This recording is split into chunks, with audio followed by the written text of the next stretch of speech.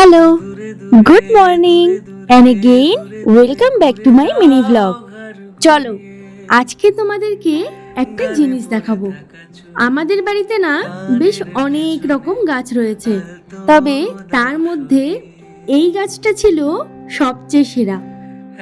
এখানে প্রায় 19টা চাল কুমড়ো ধরেছে, আর এই সম্পূর্ণ ক্রেডিট যায় আমার বাবার উপর।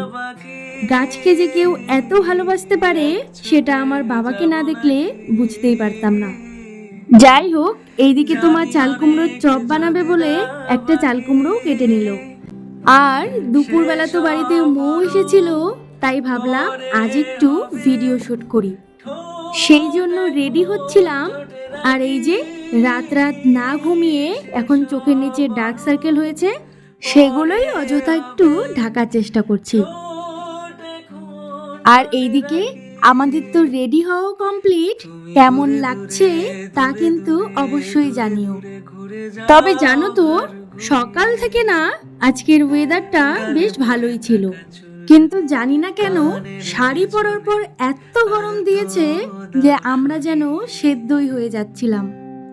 তাই তাড়াতাড়ি করে ফটো ভিডিও তোলার পালাটা মিটিয়ে নিচ্ছি, কারণ এই গরমে আমি আর একদমই থাকতে পারছিলাম না।